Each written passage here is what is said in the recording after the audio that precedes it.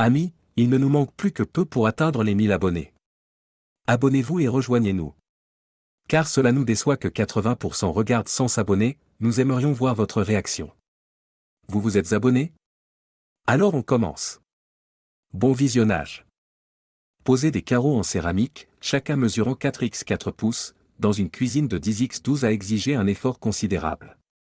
Ronnie Jackson a appliqué méticuleusement de l'adhésif sur chaque carreau avant de l'aligner soigneusement avec le précédent. Assurant un bon alignement, il hocha la tête avec satisfaction, reconnaissant que même de légères déviations en millimètres pouvaient compromettre le succès du projet. Étant donné l'engagement de la rénovation et du remodelage déclenant vers la satisfaction à 100%, Ronnie s'assura que chaque carreau était installé à la perfection avant de continuer. Sans signe achèvement d'une rangée, Charlotte, la femme de Ronnie, contacta éclatant son nom.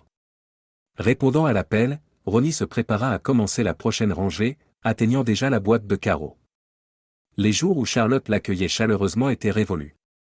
Ses questions étaient devenues brèves et impatientes. Charlotte demanda quand il serait fini. Ronnie évalua ses progrès et estima qu'il lui faudrait environ 3 heures dans la cuisine de Pritchard. Après avoir entendu sa réponse, Charlotte mit fin à l'appel abruptement, laissant Ronnie se sentir sous pression pour se dépêcher. Malgré son empressement à finir rapidement, Ronnie se força à travailler avec une précision délibérée. Au milieu de ses tâches, des pensées sur sa femme, avec qui il avait partagé plus de 2 décennies, persistaient.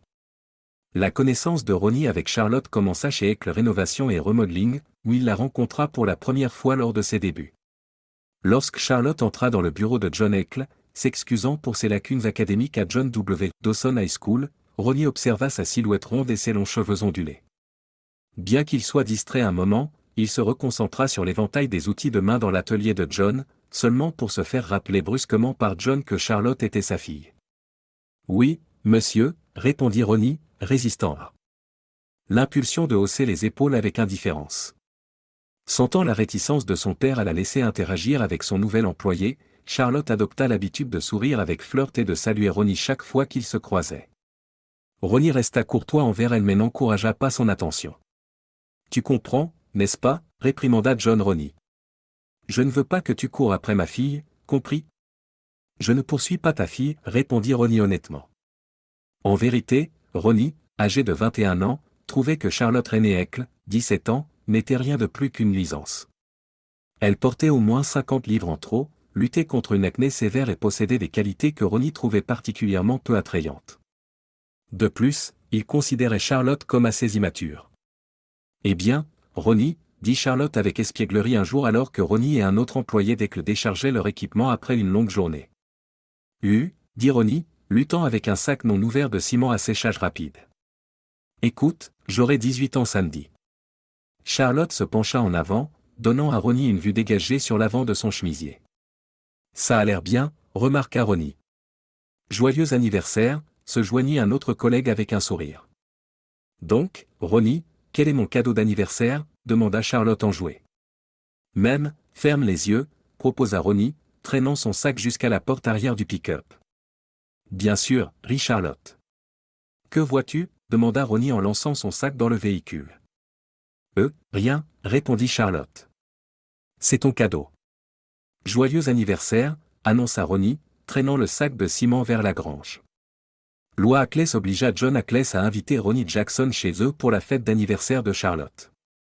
Un magasin de médecine à Dolens, Utah, vendit à Ronnie une jolie carte d'anniversaire, tandis qu'un magasin de prêt-à-poster à Fairview, Utah, lui fournissait un magnifique bracelet en argent pour $20. Loi pressa John de demander à Ronnie d'accompagner Charlotte au bal. Malgré un frisson à l'apparence de Charlotte dans une robe sans manches ajustées, Ronnie l'accompagna courtoisement, posant pour des photos, dansant avec elle, et l'accompagnant chez elle avec un baiser de bonne nuit. Quelques jours plus tard, John réprimanda Ronnie pour le chagrin d'amour de Charlotte dû à son échec à l'appeler. Malgré sa réticence, Ronnie contacta Charlotte et lui demanda de sortir, menant à des rendez-vous ultérieurs. Lors du 5e rendez-vous, Charlotte donna à Ronnie sa pureté. Tracy Lois Jackson naquit 5 mois après leur mariage, et au cours de la décennie suivante, Ronnie Jackson endura les tâches les moins désirables chez Eckle Rénovation et Remodeling. Ronnie était convaincu que parfois, John Eckle s'assurait délibérément d'obtenir des emplois chez Eckle Rénovation et Remodeling simplement pour accabler son gendre de tâches ardues. Au cours des 16 premières années de leur mariage, Charlotte Jackson s'avéra être une épouse dévouée, s'efforçant de comprendre les préférences et les aversions de son mari, maîtrisant ses plats préférés, et restant silencieuse les dimanches pendant les matchs des Denver Broncos. Charlotte s'efforça également de perdre du poids, bien qu'avec un succès variable. Sa peau s'améliora quelque peu, mais des cicatrices d'acné demeuraient visibles, même avec l'aide de cosmétiques. Malgré ces défis, lorsque Tracy fréquenta l'école élémentaire Grover Cleveland, Charlotte obtint un emploi à la bibliothèque publique du comté de Garland. Malgré son salaire modeste, les avantages complets, y compris l'assurance maladie et dentaire, en firent une opportunité précieuse. Juste après avoir célébré leur 16e anniversaire de mariage, la cousine de Charlotte, Darlene, déménagea à Dolens, Utah, avec son 3e ou 4e mari à ses côtés, de leur localisation un mystère. La nature bruyante et vulgaire de Darlene était égale à celle de son mari Gary, qui n'était guère mieux, en particulier puisqu'il était un fervent fan des Dallas Cowboys. Malheureusement, l'influence négative de Darlene se fit sentir sur Charlotte, qui devenait bruyante, agressive, et encline à se plaindre, négligeant les tâches ménagères, y compris la cuisine. Cela dit, Ronnie, habile dans la cuisine et le nettoyage, ne se soucia pas de la charge de travail supplémentaire. Cependant, ce qui était à l'origine un relâchement occasionnel devint une occurrence nocturne, alors que Charlotte, Darlene et Gary trouvaient souvent des activités en dehors de la maison de Jackson. Pendant ce temps, Tracy apprenait les tâches ménagères et à coudre des boutons sur son uniforme scolaire, nourrissant un ressentiment envers son père pour la négligence de sa mère plutôt que de le diriger vers sa mère. Le timing de Ronnie était presque impeccable. 3 heures après l'appel de Charlotte, il acheva l'installation du seuil. Luttant contre la raideur dans son dos, Ronnie s'interrogea sur son âge tout en rassemblant des outils et des carreaux restants de la maison de Pritchard. Contactant Joan Eckle, Ronnie grimaça en entendant la voix altérée de l'homme, résultat d'un coup mortel qui le laissait récupérer lentement. John avait subi un AVC massif peu après que sa femme Lois ait divulgué son diagnostic de cancer du sein. Malgré la mastectomie bilatérale de Lois et un traitement de radiothérapie, elle restait accablée par les soins de son mari, Denny Eckle, aidé par leurs fils Brian et Paul, ainsi que par l'aide de Ronnie au besoin. Charlotte, la seule fille de la famille, resta la compagne constante de sa mère, l'amenant à l'hôpital de Fairview et lui offrant du réconfort pendant ses moments de douleur. Malgré le décès de Lois, John semblait réticent à laisser la vie. Quotidiennement, il était roulé dans le bureau, maudissant sa main gauche inutile alors qu'il tentait de taper sur son clavier d'ordinateur. Ensuite, Denny, Brian ou Paul conduiraient John chez lui. Ronnie informa John par téléphone qu'il quittait le travail de Pritchard et que c'était terminé. John répondit par des grognements, des aboiements et des halètements. De retour chez lui, Ronnie savourait l'arôme de son plat préféré, côte de porc, pommes de terre en purée, et haricots verts coupés à la française. Après que John ait subi un AVC débilitant, Charlotte mit la famille Jackson au régime alimentaire sain pour le cœur. Malgré avoir perdu 40 livres grâce au régime, Charlotte restait en surpoids. Ronnie accusa Tracy d'aller à l'université Brigham Young uniquement pour éviter la cuisine fade de Charlotte, une affirmation que Tracy ne contesta pas. Alors que Charlotte était occupée à la cuisine, Ronnie se pencha pour un baiser, mais elle l'éloigna et pinça son nez. Ronnie jeta ses vêtements dans le panier à linge et se lava la sueur de son corps fatigué. Ce travail était suffisamment difficile lorsqu'il avait 21 ans.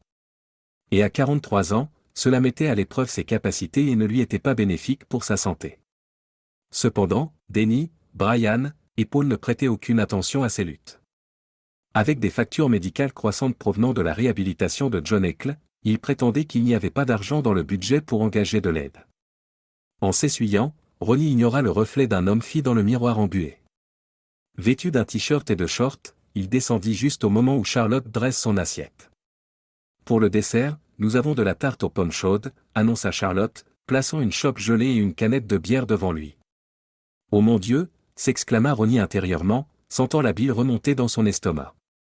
Il se rappela la dernière fois que Charlotte lui avait servi de la bière gelée, prenant plaisir à la déguster pour son 35e anniversaire, quelques mois avant leur 17e anniversaire de mariage. Alors que Tracy était dehors avec des amis, Charlotte servit Ronnie une bière dans une chope gelée. Il savourait le goût de la boisson froide jusqu'à ce que Charlotte interrompe en disant « Chérie, il y a quelque chose dont je dois te parler. » Ronnie resta silencieux tandis que Charlotte parlait longuement de rien en particulier. Éventuellement, Ronnie l'incita à aller droit au but, car sa bière était presque finie. Charlotte révéla alors que Darlene et Gary n'étaient pas exclusifs. Elle demanda à Ronnie s'il avait déjà envisagé d'être infidèle. En effet, je suis un homme, affirma Ronnie. Je regardais cette fille Shelly à la station-service, avoua-t-il. Charlotte répliqua, Shelly de la station-service ? Comme si tu avais une chance. Mais je suis marié, ajouta Ronnie. Bien sûr, je regarde, j'y pense, mais c'est tout. Est-ce que tu pensais que j'irais plus loin ? Insista Charlotte. Est-ce que tu croyais que tu pourrais agir sans conséquence ? Je ne peux pas, Charlotte, répondit Ronnie. Nous sommes mariés. Nous avons fait des vœux devant notre famille et nos amis. Finissant sa boisson, Ronnie se leva, nettoya sa chope et dit, nous promettons d'être fidèles, d'abandonner tous les autres, y compris Shelly de la station-service. Nous pourrions renouveler nos vœux, proposa Charlotte. Pas de nouveaux vœux ? Rétorqua Ronnie fermement en plaçant la chope propre dans le placard. Nos vœux originaux suffisent. Bien que Darlene et Gary puissent avoir un mariage ouvert, nous n'avons pas, et nous n'en aurons jamais. Mais, commença Charlotte. Pas de mais.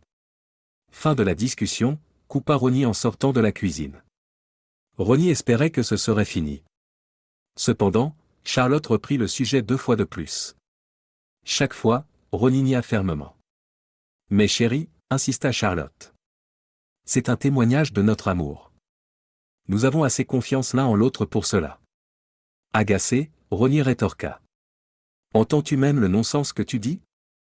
Si tu penses que je devrais te laisser tromper pour prouver mon amour, peut-être que je ne t'aime pas frustré, lorsque Charlotte mentionna un mariage ouvert pour la 4e fois, Ronnie appela son père. Charlotte regarda le téléphone sonner. Bonjour, John. Comment ça va ? Salua Ronnie. L'expression de Charlotte devint pâle, réalisant que Ronnie parlait à son père. En ajoutant à son malaise, Ronnie demanda Loi. Et, Loi, Charlotte a quelque chose à partager avec toi, annonça Ronnie. Charlotte, raconte à ta mère ce que Darlene t'a dit. À contre-séhure, Charlotte prit le téléphone de Ronnie. Alors qu'elle essayait de se lever de la table, Ronnie, prévoyant son mouvement, la retint fermement. Se sentant acculée, Charlotte maugréa sans cohérence et finit par mettre fin à l'appel. Tu es détestable, lui lança-t-elle. Écoute, Charlotte, prévint Ronnie. Mentionne cette idée de mariage ouvert à nouveau et notre mariage se terminera. Nous divorcerons. Charlotte n'évoqua plus le sujet.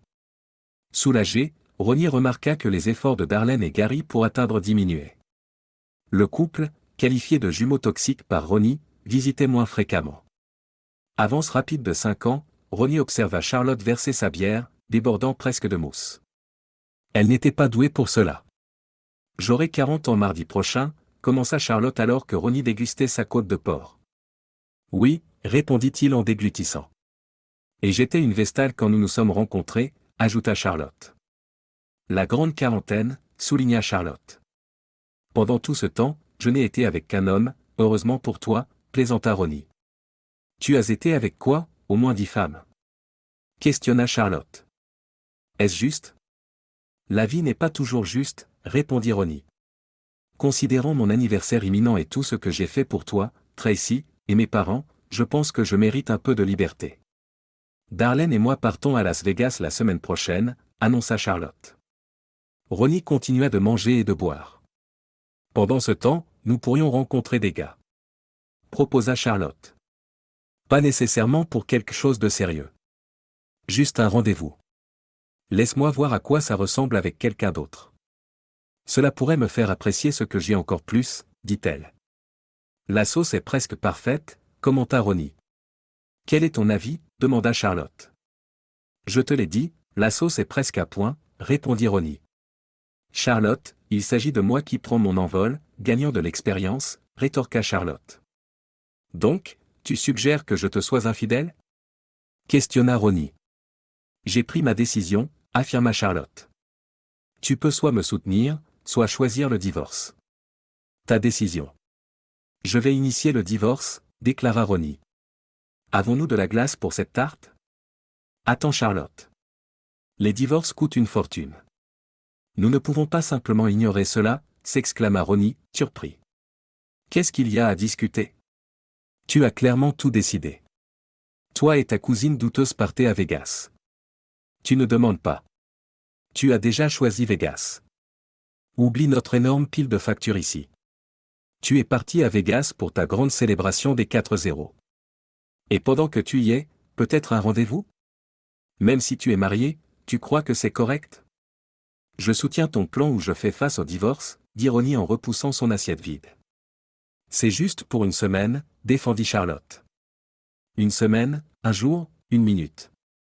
Cela ne change rien, Charlotte, rétorqua Ronnie en découpant un morceau de tarte. L'infidélité est l'infidélité et je ne vais pas être marié à une traîtresse. Donc, non, pas de glace.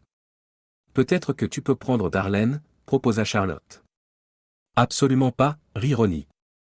Charlotte, je ne serais pas avec Darlene si elle était la dernière personne sur Terre. Ronnie goûta la tarte, fronçant son nez de dégoût, et dit, oh, merveilleux. Tu as utilisé cette chose d'aspartame, n'est-ce pas? Repoussant son assiette. Se levant, Ronnie s'essuya la bouche, sortant de la cuisine. Je vais voir un avocat demain pour commencer le processus de divorce, déclara Ronnie en montant les escaliers. Le travail de Pritchard était terminé et Denny ne prévoyait rien jusqu'à ce qu'il reçoive le feu vert pour reconstruire l'épargne et le prêt fédéral. Mais Ronnie? Tu n'écoutes jamais, intervient Charlotte. Bien sûr. Ronnie cria depuis le bas des escaliers, tu ne m'as jamais entendu. Je t'ai dit les conséquences si tu en parles à nouveau. Nous allons divorcer.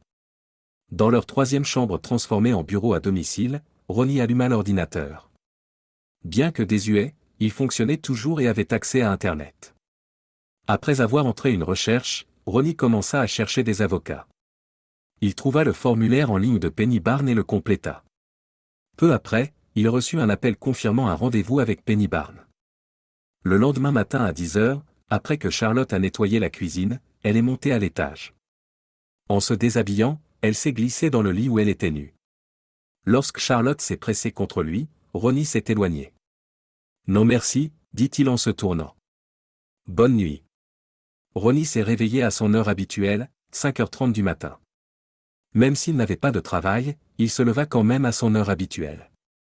Silencieusement, il quitta le lit et ferma doucement la porte de leur chambre.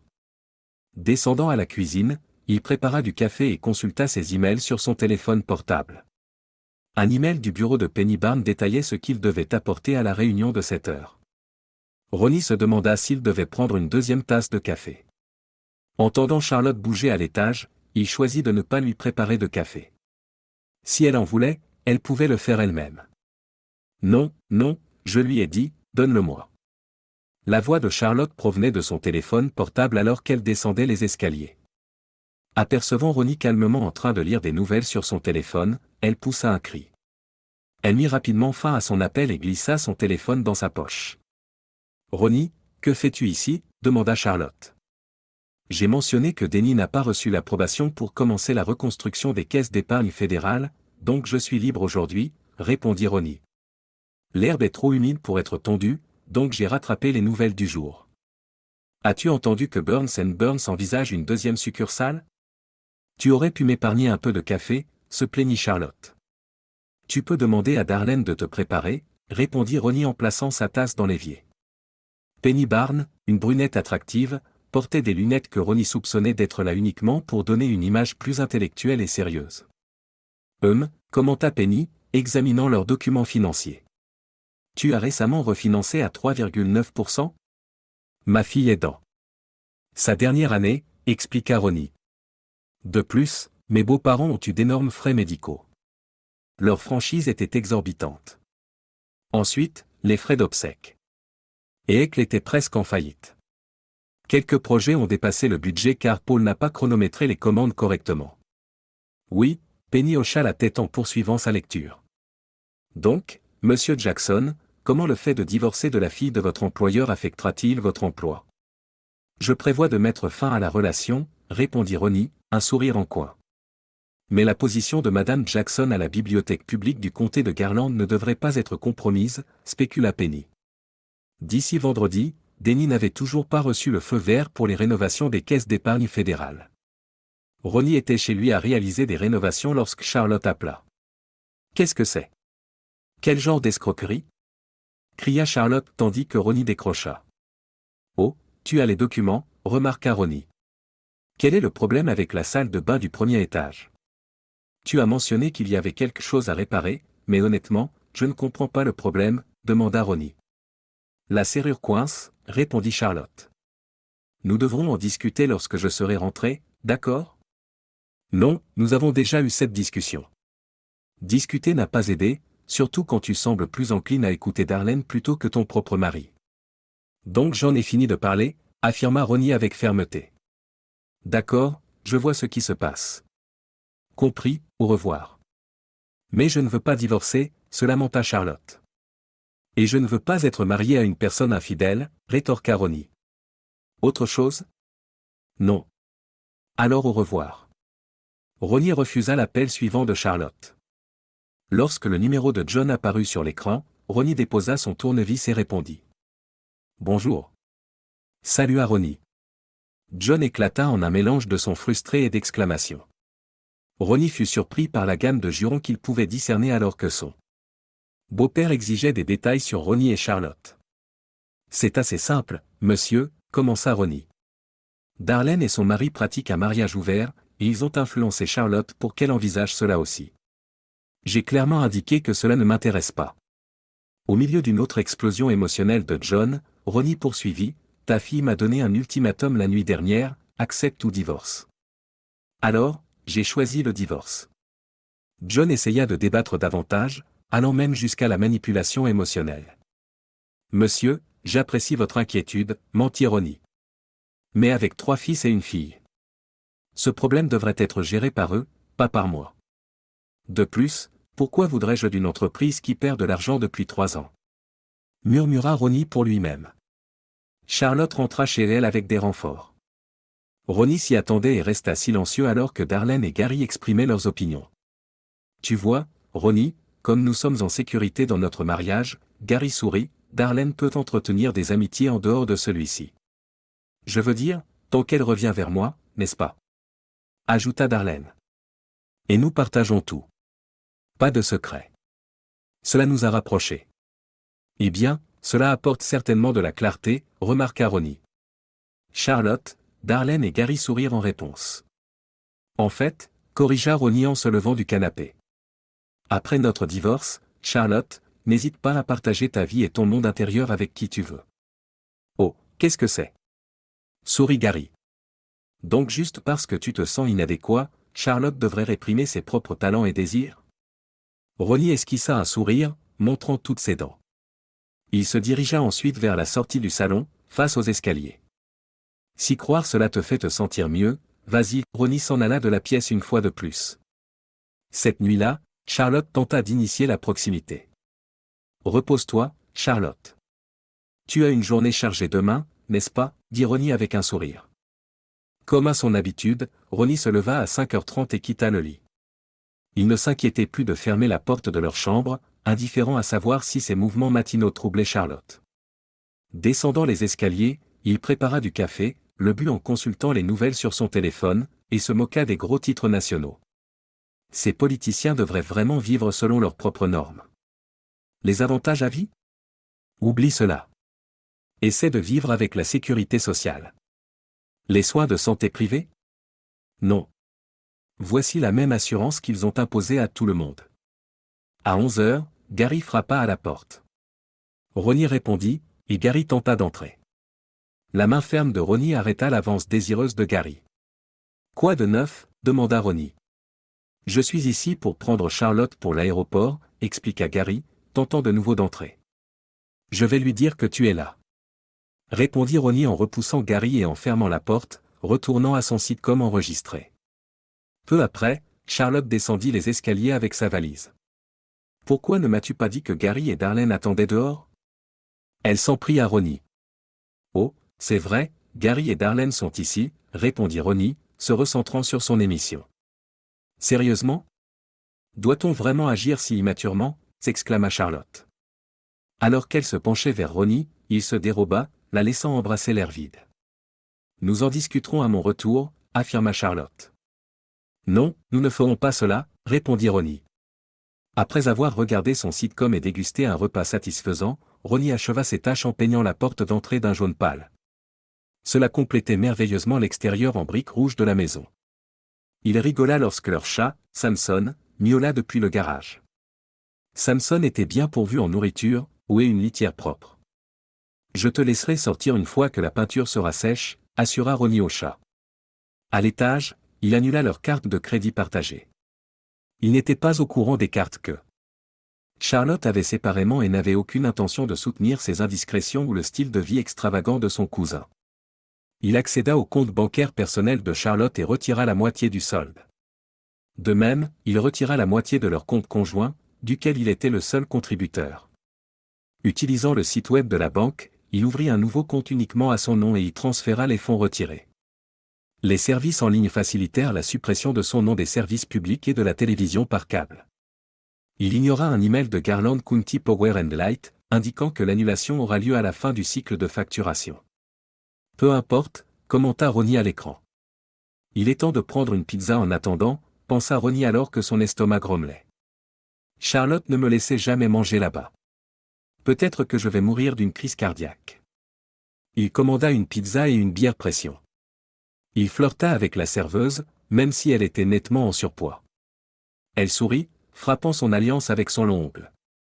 Ronnie jeta un coup d'œil à la bague, son humeur s'assombrissant. Il la remercia, laissa un pourboire dans son camion et s'en alla. Après un effort considérable, Ronnie retira la bague, la plaçant dans le porte-gobelet de la console. « Amour éternel, hein, Charlotte ?» murmura-t-il à voix haute. « Je suppose que cela a pris fin aujourd'hui. » Son camion indiquait un faible niveau de carburant.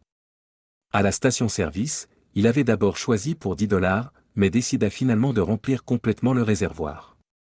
Remplir 22 gallons prend sûrement du temps, commenta Ronnie alors que la pompe continuait de gargouiller. Il visita un magasin de proximité et trouva de la bière Budweiser. En passant devant une autre série de réfrigérateurs, il remarqua des contenants de crème glacée. Il prit une pinte de crème glacée à la fraise et apporta les 2 articles au comptoir. Shelley ne travaillait plus là. Elle s'était mariée, à la grande déception de Ronnie et d'autres hommes qui fréquentaient cette station-service, juste pour la voir derrière le comptoir.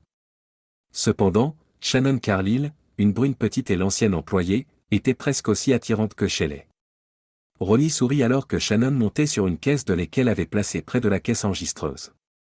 Lors d'une précédente occasion, il lui avait demandé sa taille, à quoi elle avait répondu vivement, « Je fais 4 pieds 8 pouces. » « Quelle est ta taille ?» Ronnie avait plaisanté. Ses yeux s'étaient élargis un moment, puis elle éclata en un rire franc, illuminant encore plus son joli visage. Depuis lors, elle avait affectueusement appelé Ronnie Shorty. « Ta femme est partie en ville, Shorty ?» demanda Shannon en observant ses achats. « Ma femme est partie pour de bon », répondit Ronnie. Shannon regarda la main gauche de Ronnie, puis croisa son regard. Après avoir étudié brièvement son visage, elle demanda, « Alors, où m'emmènes-tu pour notre premier rendez-vous ?» écartant sa chevelure brune épaisse de sa main. « Shannon, aussi charmante que tu es, pourquoi voudrais-tu sortir avec un vieux comme moi ?» questionna Ronnie. « C'est à peu près 7 pouces, » remarqua Shannon en mettant les articles de Ronnie dans un sac. L'anniversaire de Charlotte est mardi. Mercredi, leur fille Tracy appela Ronnie. « Ecléès Rénovation et Décoration », répondit Ronnie. « Papa, hier était l'anniversaire de maman », informa Tracy. « Ouais, et alors ?» répondit Ronnie en se grattant le visage couvert de poils. « Pourquoi ne l'as-tu pas appelé ?» insista Tracy. « Je ne voulais pas ça, » soupira Ronnie. « Je ne voulais tout simplement pas, petit. »« Pourquoi ?» insista Tracy. « Tu comprendras bientôt, » répondit Ronnie. « Ta mère croit qu'elle a maintenant 40 ans et qu'elle devrait être avec d'autres hommes. »« Quoi ?» s'exclama Tracy. « Que t'enseigne-t-il à l'école ?» rétorqua Ronnie. « Elle est mariée. »« Les femmes mariées ne sortent pas avec d'autres hommes. » précisa Tracy. « Oh, c'est tellement démodé, » rit Tracy. « Au revoir, Tracy. » termina Ronnie, mettant fin à l'appel. 10 minutes plus tard, le numéro de Charlotte apparaissait sur le téléphone de Ronnie. Malgré qu'il reconnaisse l'appelant, il répondait « Ecle Rénovation et Décoration. »« Salut, Ronnie », accueillit Charlotte fermement. « Alors, comment ça va d'avoir 40 ans ?» plaisanta Ronnie. « Ce n'est pas une blague, Ronnie, rétorqua Charlotte. Je suis d'accord, ce n'est pas drôle, admit Ronnie. Et merci d'avoir annulé les cartes de crédit, ajouta Charlotte. De rien, répondit Ronnie. Autre chose? Mon anniversaire était hier, mentionna Charlotte.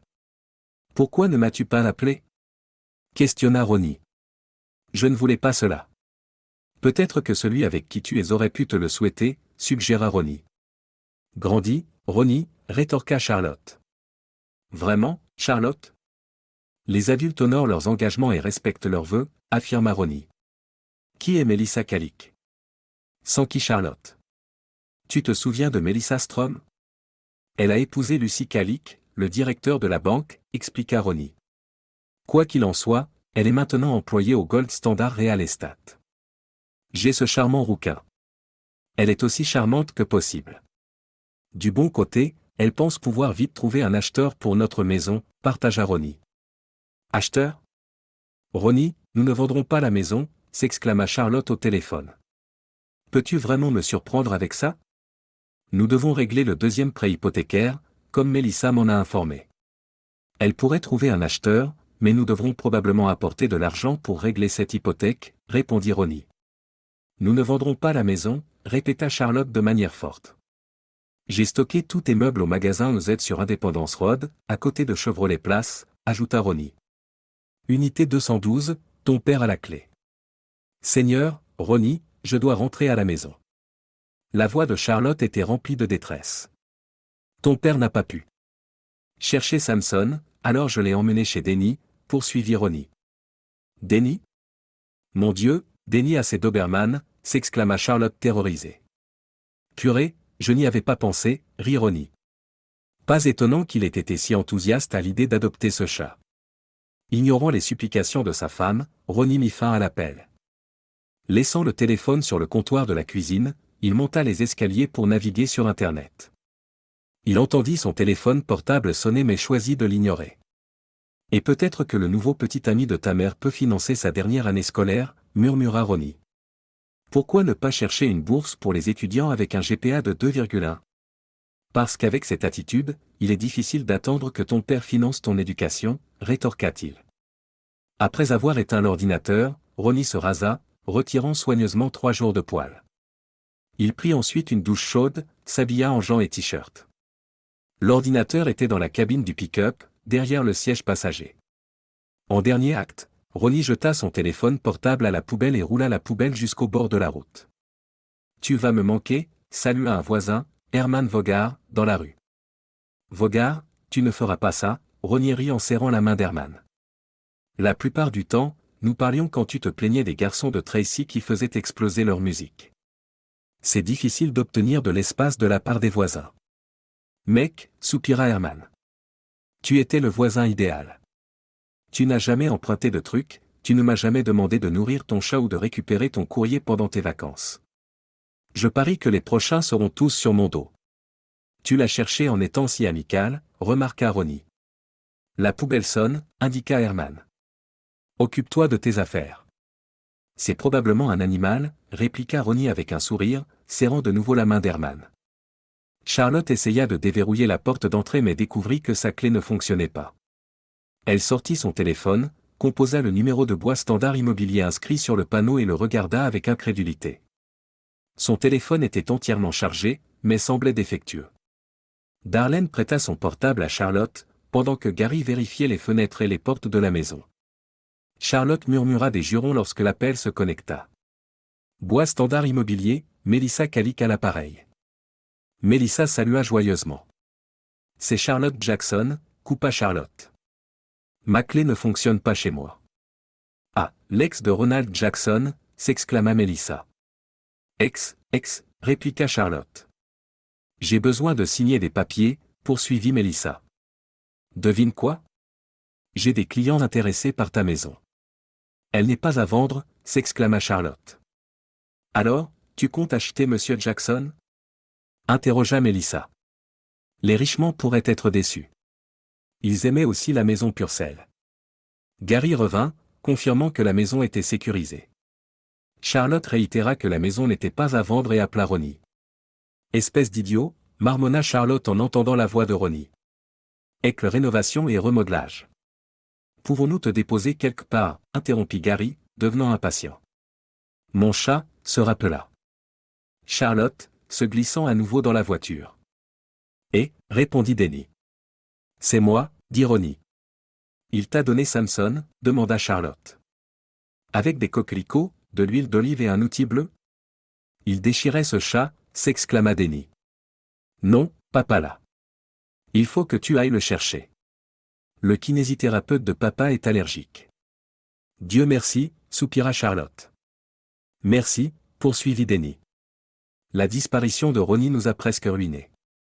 J'ai obtenu un prêt fédéral mais j'ai dû laisser Framand s'en occuper parce qu'aucun d'entre nous ne s'est posé du carrelage. Interrompit Charlotte. Qui d'autre appelles-tu? Siffla Darlene alors que Charlotte composait le numéro de son père. Tu n'as pas d'illimité? Demanda Charlotte.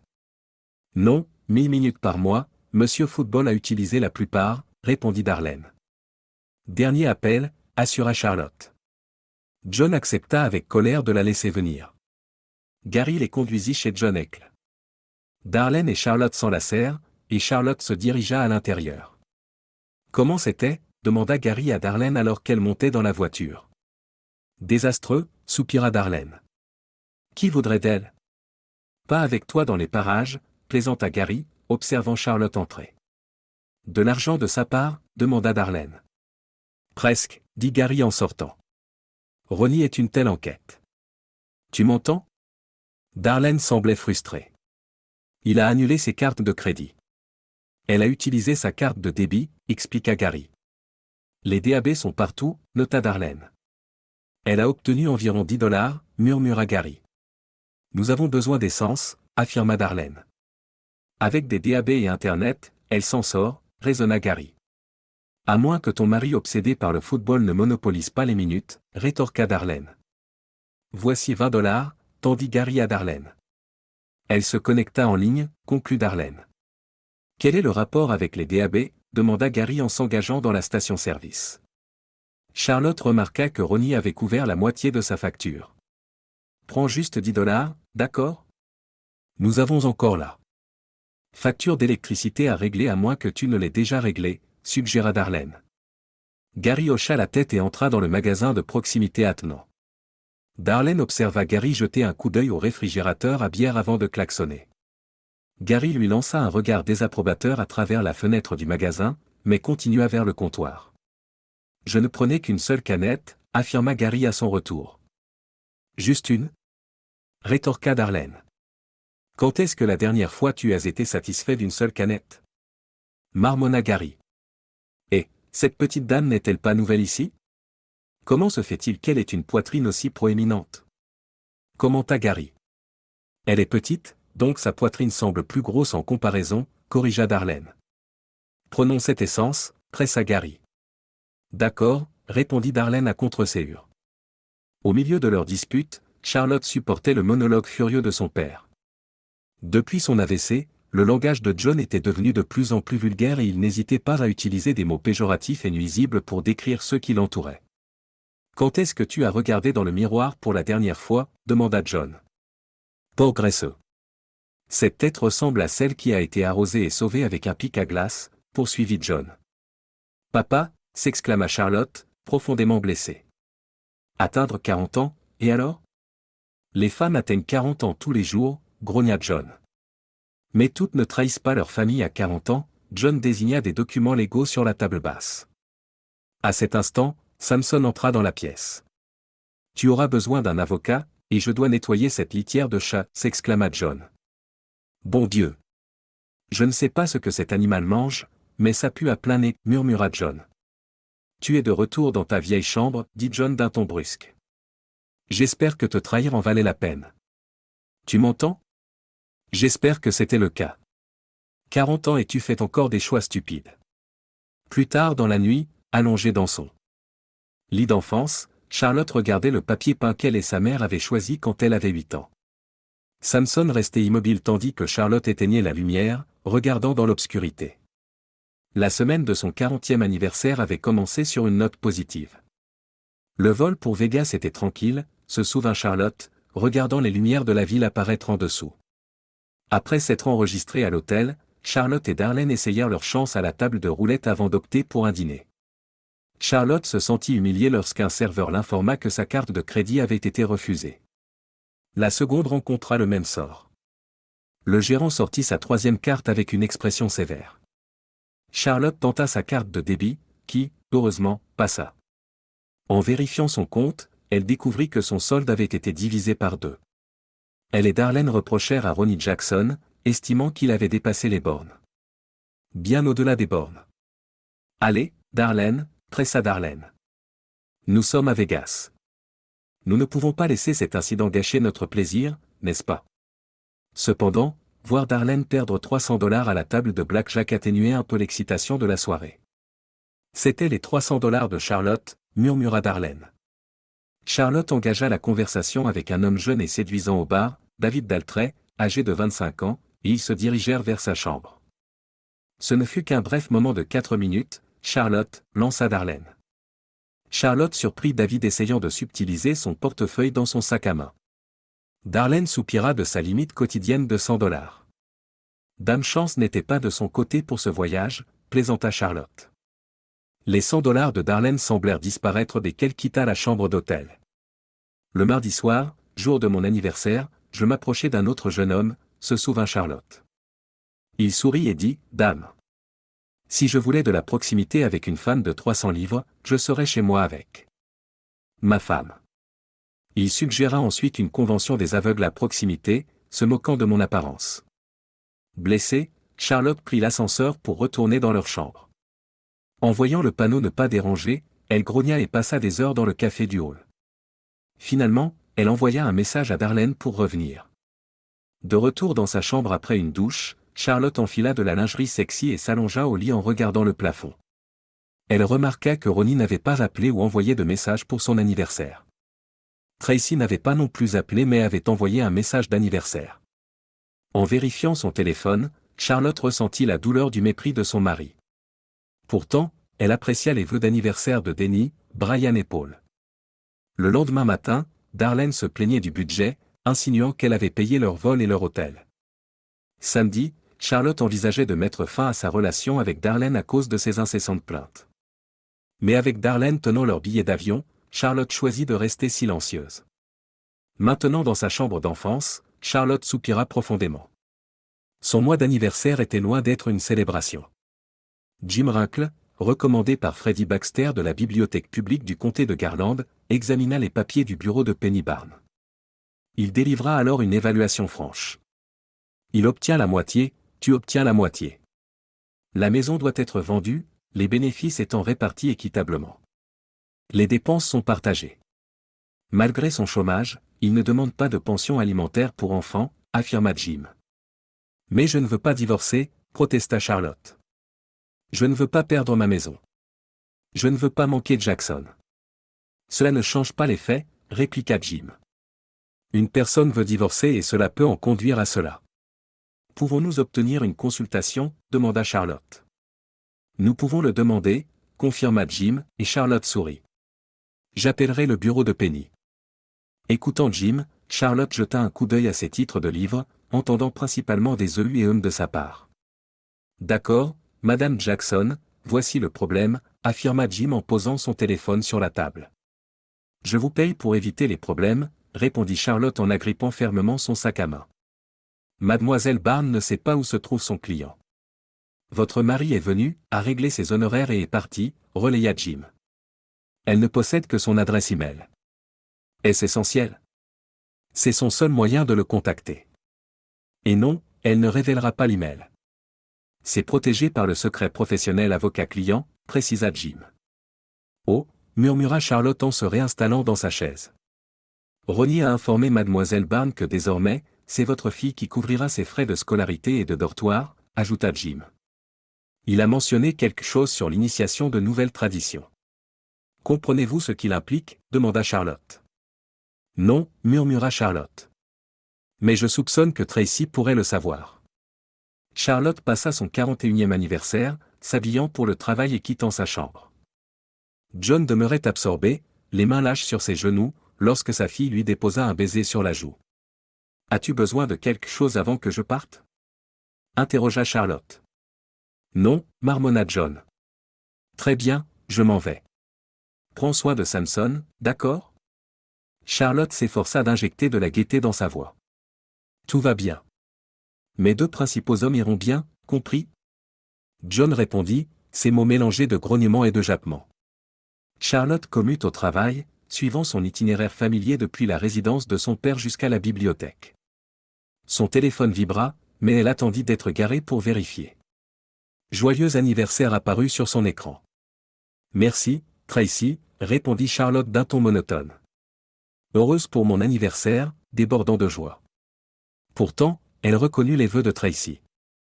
Malgré ses 25 livres perdus depuis qu'elle avait 40 ans, la transformation de Charlotte passa inaperçue. Elle se sentit ignorée depuis le départ de Ronnie. Peu après le départ de Ronnie, Charlotte discernait la nature du mariage ouvert de Darlene et Gary. Les contraintes financières les liaient, les conduisant à une cohabitation sans amour dans une remorque comme de simples colocataires.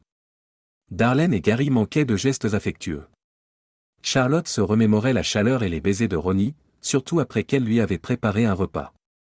Cependant, après avoir annoncé son voyage en solo à Vegas pour ses 40 ans, l'affection de Ronnie s'estompa. Leur dernière rencontre s'est conclue par Ronnie évitant son baiser. 1 heure après le message de Tracy, le téléphone de Charlotte sonna. Lisant un message de son patron l'interrogeant sur son retard, elle descendit de sa voiture, hébétée, et s'approcha de l'entrée arrière de son lieu de travail. Tracy reçut un message de remerciement de sa mère pour ses vœux d'anniversaire, suivi d'une photo d'une petite fille brune la regardant. Antoinette Barbara Jackson, pesant 6 livres, 4 onces et mesurant 17 pouces, vérifia un message sur le téléphone de son père. Tracy trouva ironique que sa mère et sa sœur cadette partagent un anniversaire. Elle doutait que sa mère voie l'humour ou que son père se souvienne même. « Est-ce quelqu'un de Shannon Parquet ?» Becky McMahon ici, une brune déclara au téléphone. « Nous proposons des moquettes, des carreaux, des bois durs et des planchers stratifiés. » Et, petit, une voix taquina au téléphone. « Pardon ?» Ronnie Jackson dit à un couple choisissant des couleurs de plancher en bois. Il fit signe à Bobby de les aider et décrocha l'appel. L'homme hocha la tête et s'approcha du couple. Ronnie se dirigea vers le téléphone mural et répondit à la ligne clignotante. Scannant la salle de marché, il écouta attentivement. Il attendait des nouvelles de Samuel D. concernant la sécurisation d'un contrat exclusif de plancher pour les projets du promoteur. « Tu m'écoutes, petit ?» salua Ronnie. « Devine quoi, monsieur petit ?» la voix de Shannon le taquina. « On dirait que mes 7 pouces me rendent à nouveau maman. »« Shannon, vraiment ?» s'exclama Ronnie, surpris. « Tony est encore en couche et nous attendons un autre ?» Shannon riait de l'autre côté. « Où es-tu ?» demanda Ronnie.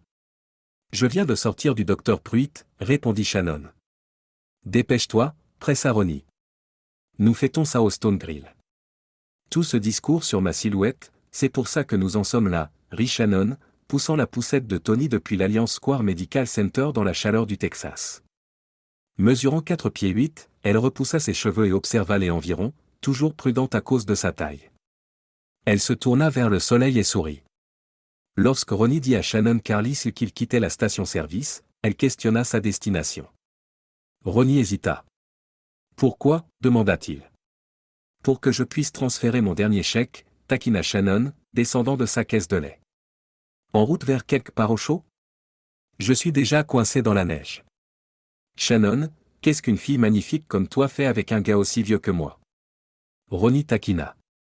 Prête à répondre, Shannon répliqua. Environ 7 pouces.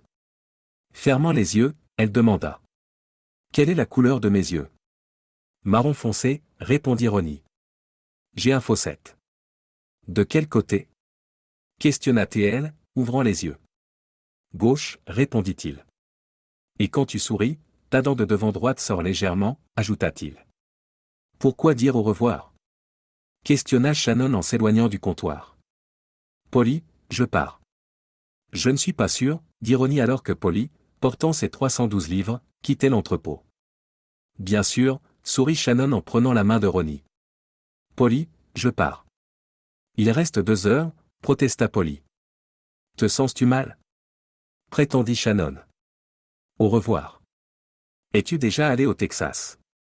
À l'extérieur de l'Alliance Square Medical Center, Shannon murmura. Ronnie, je t'aime. Merci de regarder et n'oubliez pas de vous abonner pour ne pas manquer les nouvelles histoires.